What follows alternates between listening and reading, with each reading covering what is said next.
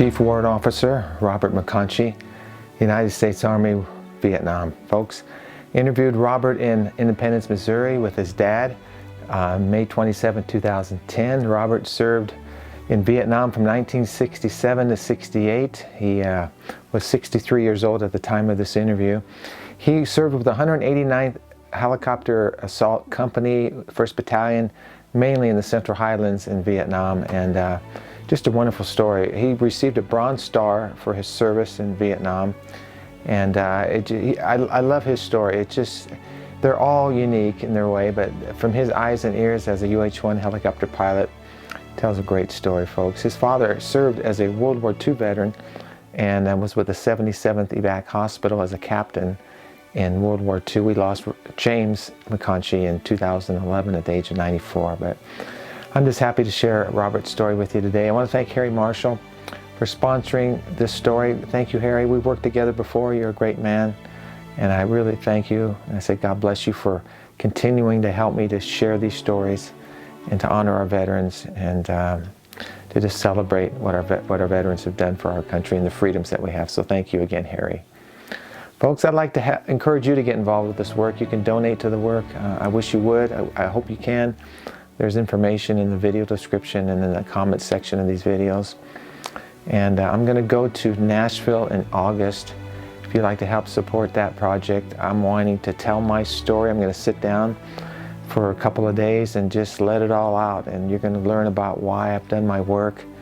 And 21 years now interviewing all these veterans and just the amazing stories that I've heard. So it's going to be my opportunity to really share. It'll be very therapeutic for me, I can tell. It's going to be a blessing. So if you want to help with that effort, that project, there's also information in the video description. You can always go to larrycappetto.com and contact me or find out more about my work and what I'm doing. So, but thank you. Let's just honor Robert McConchie. He, like I said, he tells a great story. He served our country in the Army, and I just love the helicopter pilots. And like I said, each story is unique and they're special, and I think you're going to really enjoy this one. So I invite you to share this video, subscribe to this channel, share this channel with others. I have people sometimes commenting, how come you only have 57,000 subscribers? You should have millions. Well, I don't know. I don't control that, but it would be great to have more subscribers, more people watching these stories as we continue to fight for our freedoms. So just share the word, folks. Voices of History, YouTube, and Voices of History Radio. Don't forget that. 24 hours a day, radio station. I started 1.5 years ago. So, okay, that's it. Thank you for watching and listening, and I will talk to you again. God bless you. How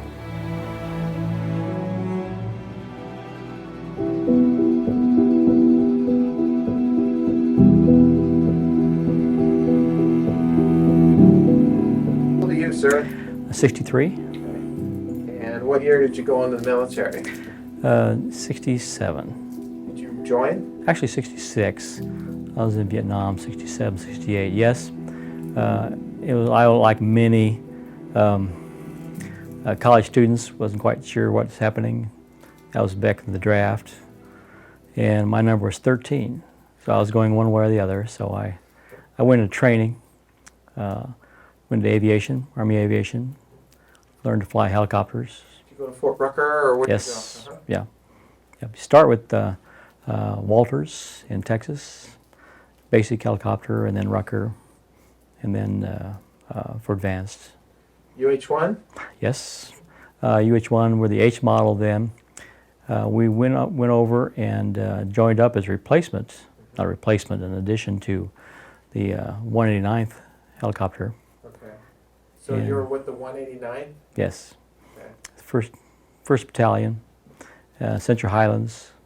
They moved a whole helicopter company, like Dad's hospital. They packed it up and shipped them all over, and were there in country about 2 months before I got there, out of Golden, and just the southern part of outside Denver someplace. Golden, Colorado? I think.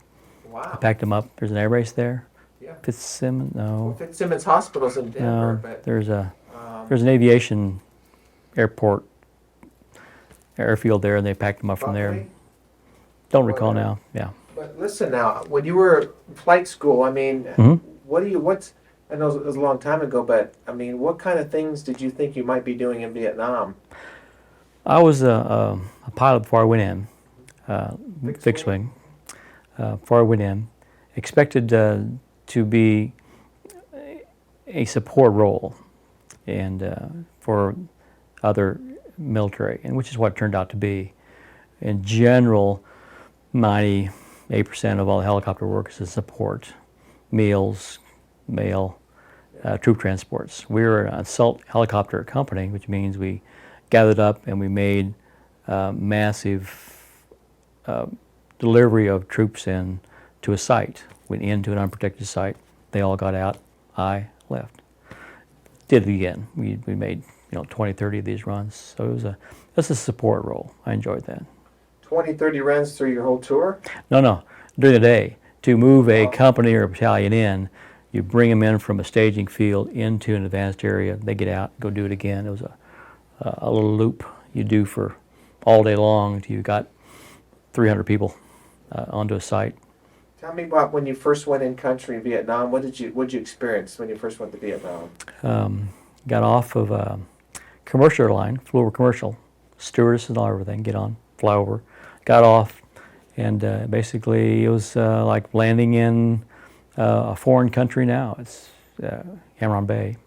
We had some downtime there, picked up orders, assignment, and that time I knew where I was going, and here's a flight, go over the airfield and wait till somebody takes you. And it was that time we just basically moved from what would have been and is now a beautiful country, Vietnam, into the Central Highlands, and went to work. It was a strange time, knowing that these were indigenous people, and it was a very stressful time. It was no longer a comfortable feeling. Do you remember your first flight in Vietnam? Was it supplies? Was it troops? Or what would you remember? Was it assault or what? Well, the first flight was of course the helicopter going from our in-country Cam Ranh Bay into the Pleiku area. But you were flying at this time? No, we were riding. Your first mission? My first mission was in the resupply area. Helicopters essentially lost resupply. Essentially, the trucks is what things happen with it. So we were basically moving people and material in and out of foreign sites. So when's your first combat assault? Do you remember that? It was it happened about the fourth week. Well, there's about the third or fourth week in country. We got involved in a conflict where they were shooting at us, and that was kind of exciting. They have a lot of inter-ship communication, lots of radios, talk all the time, both our other fellow pilots as well as the ground crew, ground commanders, and it was exciting. We were later on into some other activities. There were major activities. We served both as a assault helicopter crew when we were out there doing single and dual ship support roles. We didn't often go out by ourselves for obvious reasons, but frequently did. We had to watch for ourselves, and about the third month I was in country, I was shot down. Small arms fire, took the engine out. I was a pilot then, which means there's two people flying helicopter, aircraft commander and a pilot.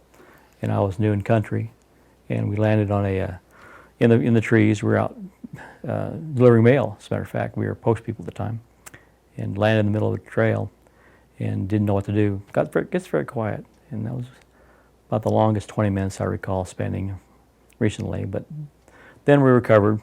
Other ships came in and picked us up and picked the mail up and continued on. And the next day we went out and got the helicopter, picked it up and moved it back and fixed it. Did you guys crash into the ground, or you said you landed? Helicopters don't usually crash unless they hit something. There's auto rotation.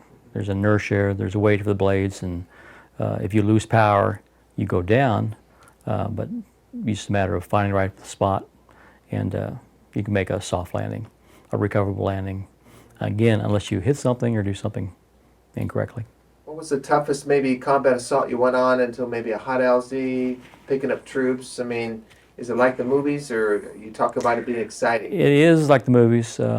Usually when you get beyond the parameters, normal parameters, because we were out doing things, we would do resupply, and because it was Central Highlands, it was jungle, several decks. We were supplying troops that were in place, and we would have to hover and basically go down into an open area. And sometimes we get them out, sometimes we don't. If it gets dark, then it's dark. You mentioned going in, taking the troops in, and you got to leave. I mean, was there any interaction with the troops, or were they just, I mean, I'm sure with the sound of the helicopter you couldn't hear anything there. All the time, particularly before and after. We also worked in support of special forces. So we were embedded with them for a while. We would be with them, we would know them, we would see the people, what happens, and we take them out. And frequently we go out in a long range reconnaissance patrol, LRP, and they give us maps. We need to be here. We go out, find there, drop them off. We have support of gunships in case there's something happens, but usually just a single ship. We drop them off, and we take off. We fly around, and they establish themselves, and they're there for weeks. Essentially, walk into the camp base. Occasionally, they weren't able to orient themselves, and we went back, pick them up.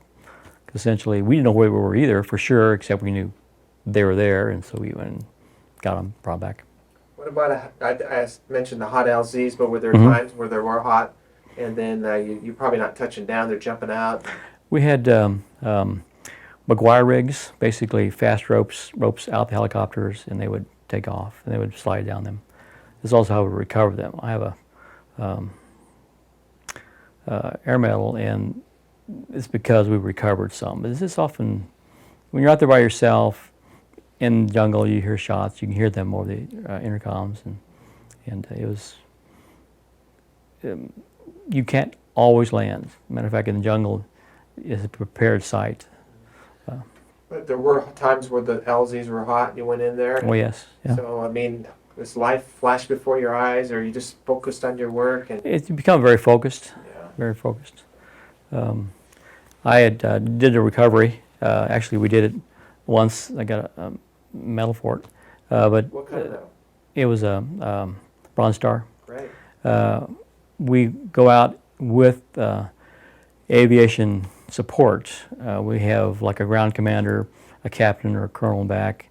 They throw in extra radios so they can talk to more people. We fly around and they control things on the ground.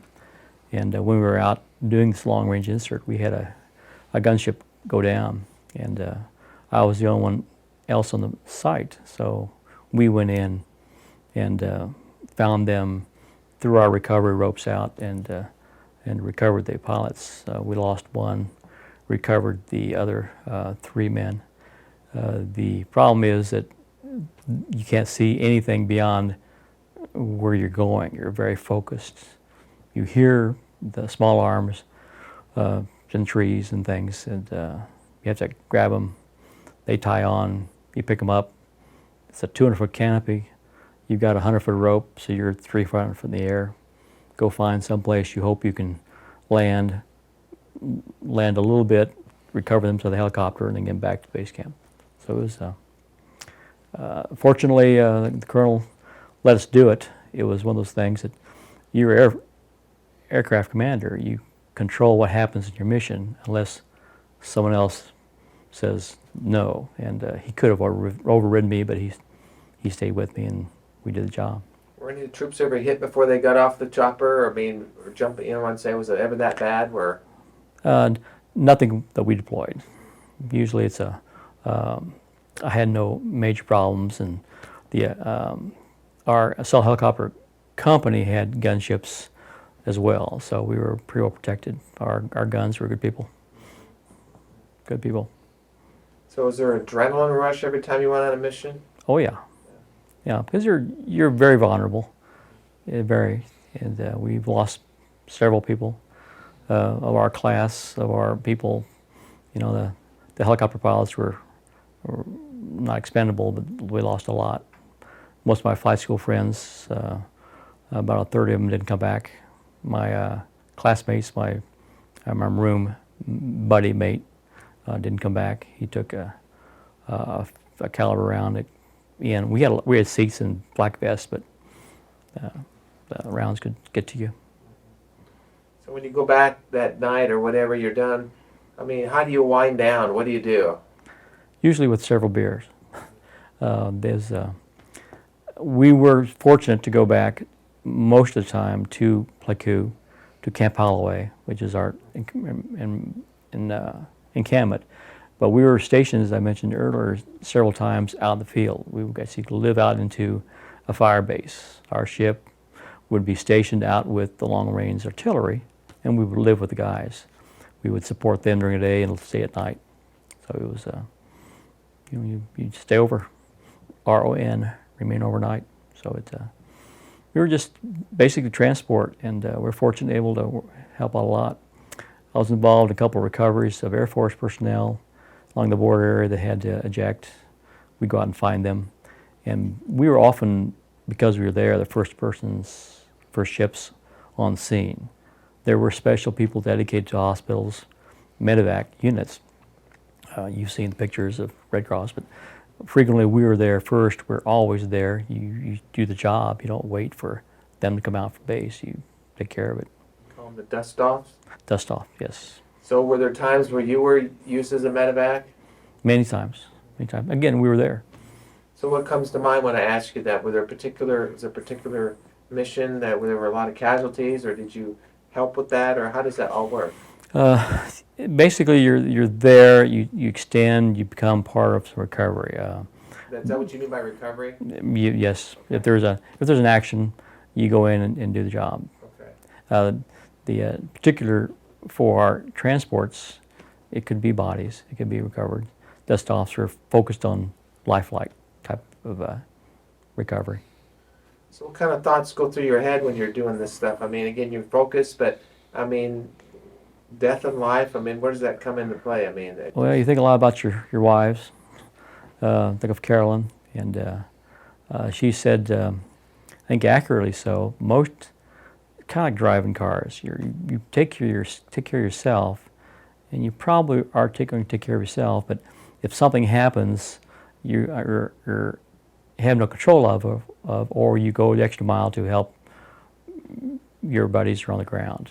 And several times we stayed late, and at one time we were out supporting a 4th Division, and they had to stay out, and said, we're late, we're supposed to be back. So we basically took all their personal gear that was in the helicopters and threw it out so they could have flashlights and things to support themselves. So it's your support for the people on the ground, and they need you.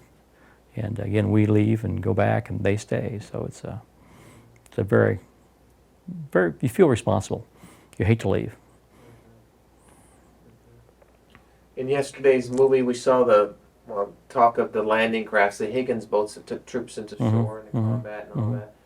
I think there's a parallel with that and the Hueys, how they took troops into combat in Vietnam. That was the mode of transportation. It's truly The workhorse, Really. The Huey. But do you hear that sound today? Do you ever hear a helicopter like that? Hear it all the time. Yeah. Even the ones now, they're the newer, the Cobras or the Apaches. They're all wide, heavy blade machines, and they make that distinctive sound. I look for them. Brings back memories. Brings back. Is there a lot of pride in what you did? How do you feel today about the whole thing? We did a lot of good work. I felt good about it. Again, my brother wasn't too wild about me going over, but I went over to support the people. I didn't feel like I was aggressive in it. I supported my friends. We were armed, of course. We had door gunners. I wore, weapons, but unfortunately never had to use them. I think it's a good service. I was really proud of being able to do the response and the rescues I did make. So were you a chief warrant officer? Yes, Chief Warrant, Aircraft Commander, and stayed in, continued after service there back in Savannah, Georgia. I was in aviation school. I was an instructor pilot. I was in flight standards. I taught other instructors how to teach other pilots. So it was a So you were there a year? full year, yep. Yes. Tell me about your last day in Vietnam. Last day in Vietnam, I couldn't leave. Because you're at the, you have to tailor the flights out, weather and conflict. It's kind of when we were, going to R&R, me, Carol, and my wife in Hawaii. She came over and I couldn't leave. There was some shelling of the airbase, so it's good. It's good. Hated to go. It's kind of like they're buddies or friends. You're there. You're with them, and they watch your back and you watch theirs.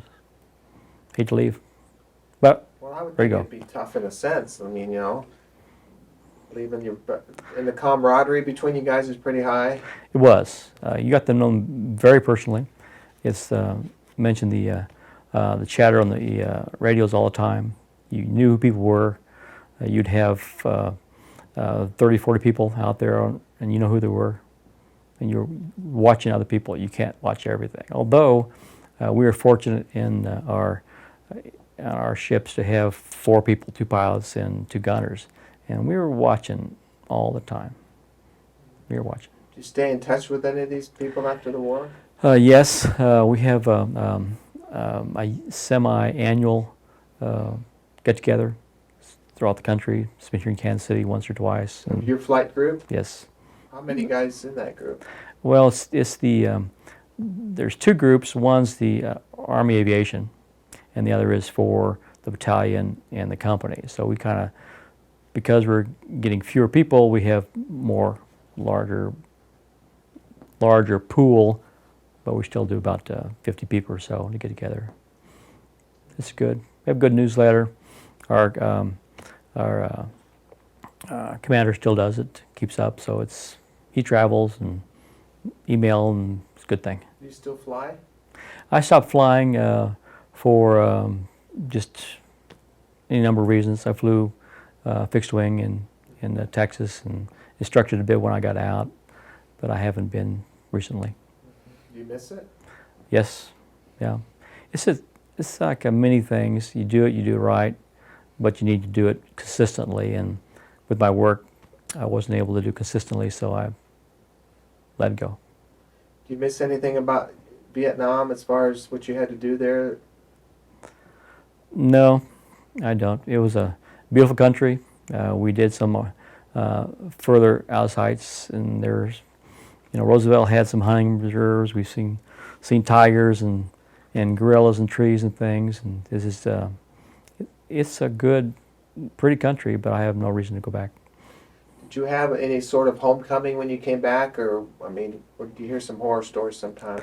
None at all. I think it's not a war. It was an involvement, struggle, and I came back and flew into downtown airport, Kansas City, and Carolyn met me, and we drove home, and that was it.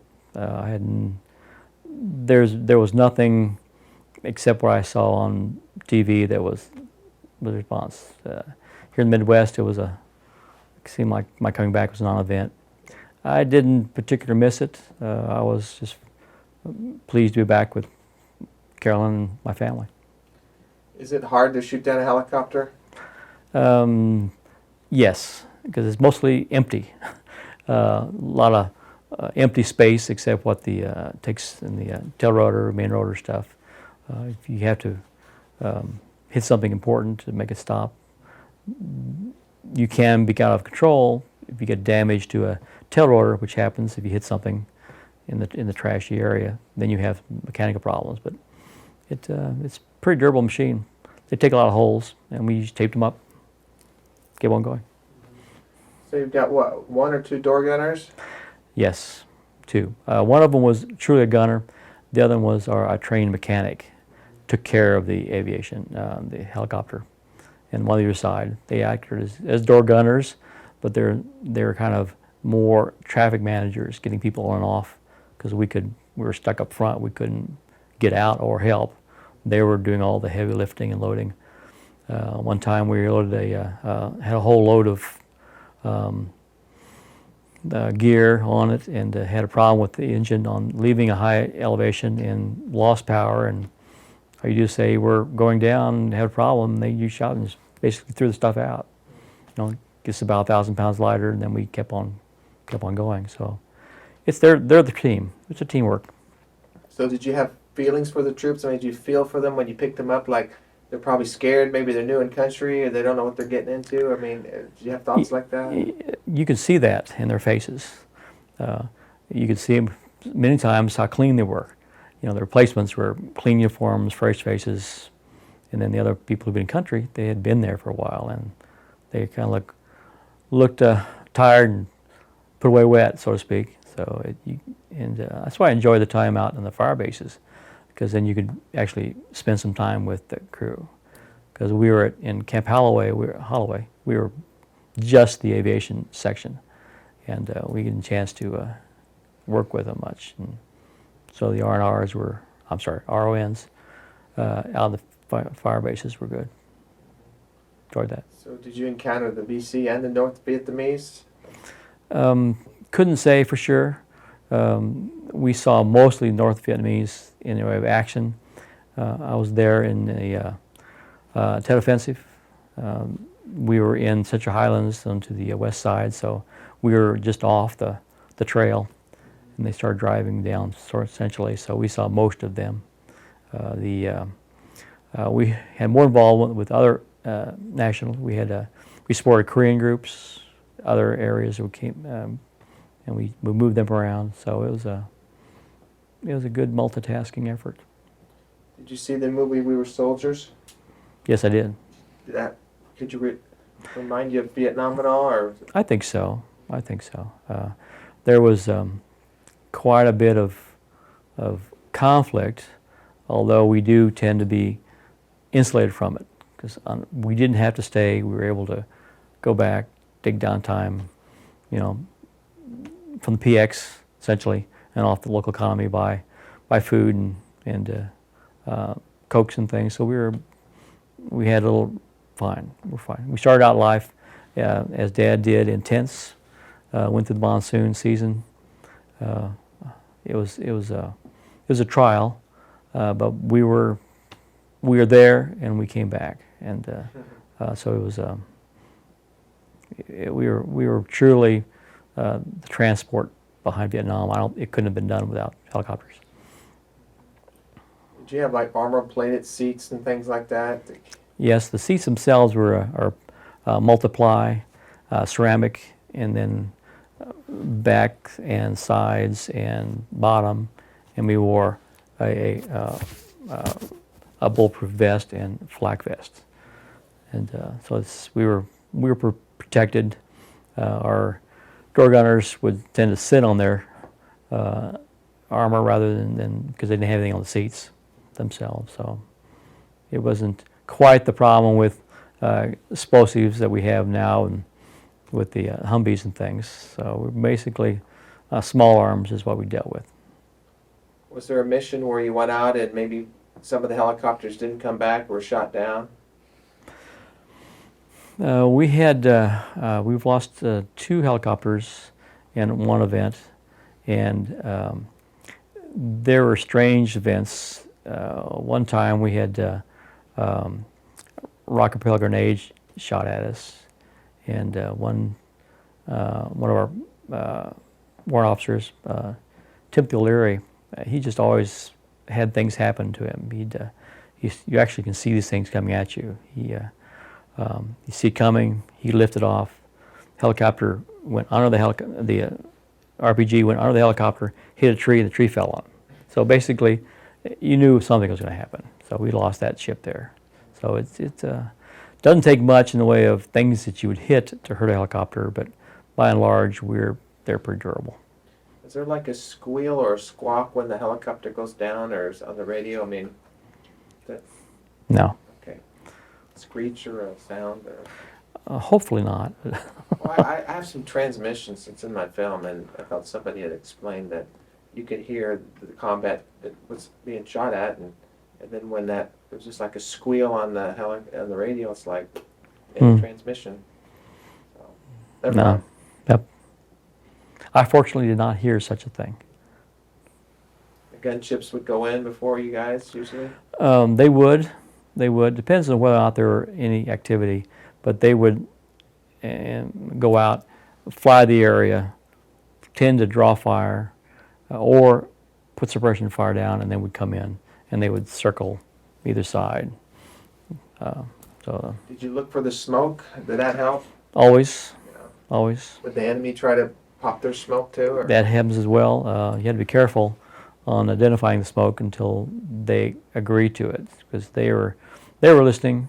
They had the same radios, probably ours, that we talked to the ground, FM radios. So they had they were pretty good at listening to us, and we probably were talking too much on that radio. But generally, our aviation radios weren't available to them. But the little PRC-25s, the field radios, were a lot of them around. Are you proud to be a Vietnam veteran? Yes, yeah. It was a good experience. I enjoyed the camaraderie and working with the other folks. Is it something you want people to know about? I mean, you don't seem like the kind of guy that's going to broadcast it, but I mean, is it okay to know about it? It is. It was a kind of forgotten war, I think. I would say that of people who know me, half of them know I was in service. The other half don't. And It's not like you meet somebody in conversation, oh, by the way, I fought in Vietnam. You're not going to do that. no.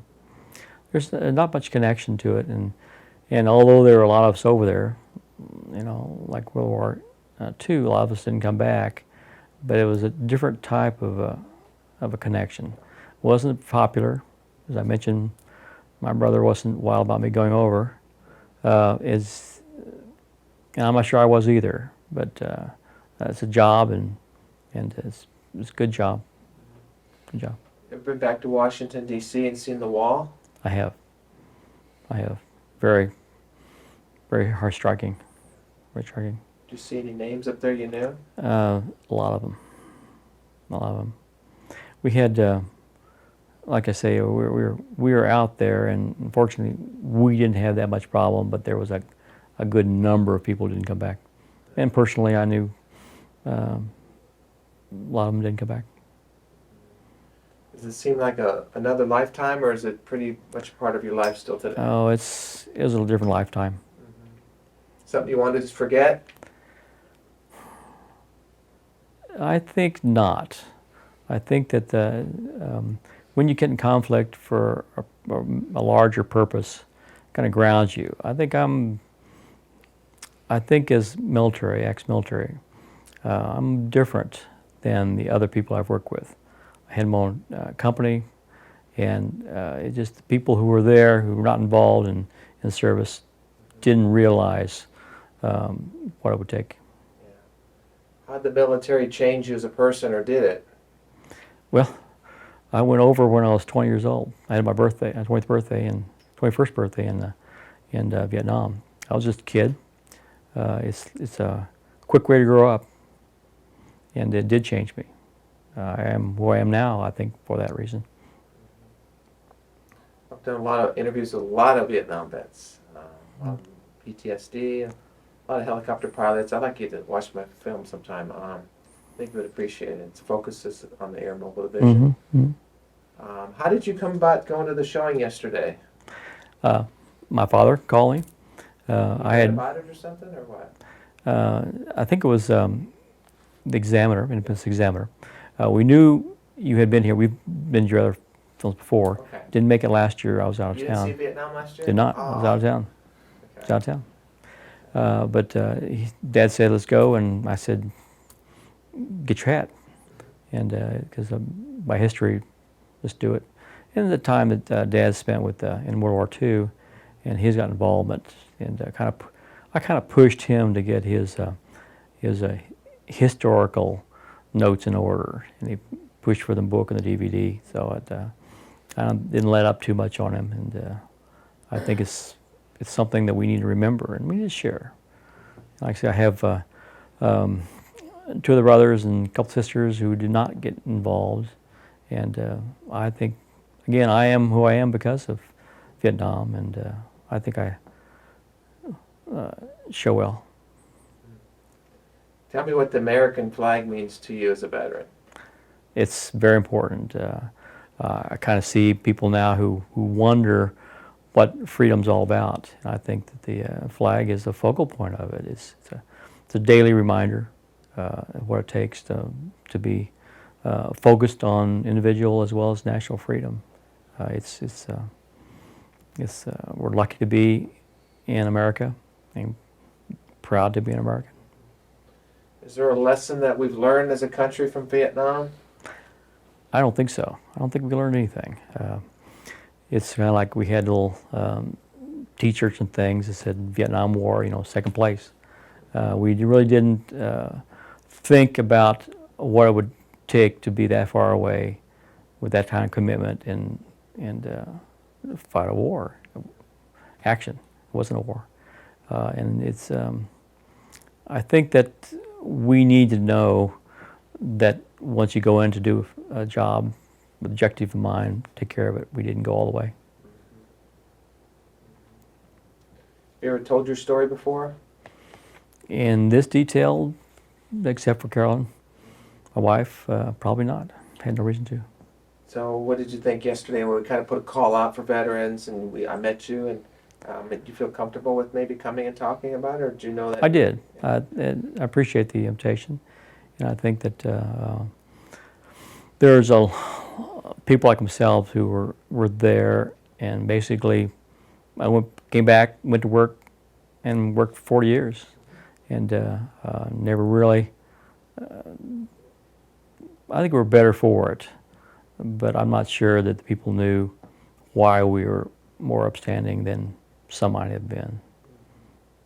It's a confidence, It's like when I had smoked during the war, and people said, well, you used to smoke? Well, in the war, but now people aren't shooting at me. And it's a different level of stress. You don't need it. And, good reason to stop. What an exciting life, if I could say. I mean, I can imagine. Maybe you get used to it after all. I don't know, but that just the sound of the helicopter excites me. I don't know. Well, it's very responsive. You can do things. You can support people. It's a machine with power. My son fights while on fire, and for the BLM in Wyoming, and he's now the team supervisor. And basically, they go out and fight the fire. Helicopters allow him to do that, and I don't think he sees the connection, or maybe he does, but I can see it being it's a great tool. I went on a couple medical flights. I guess it's a Bell helicopter. I don't know. I don't know when I was doing EMT training, and that was exciting. Mm-hmm. It's the closest that I've been. Our helicopter has crashed twice in the last 15 years. Pilots have been killed both times. So, Yeah. But it was exciting. So, would you be comfortable doing a salute like your dad did for me? Sure. Just whenever you want. Just look into the camera and we'll go for it. All right. Excellent. Thank you.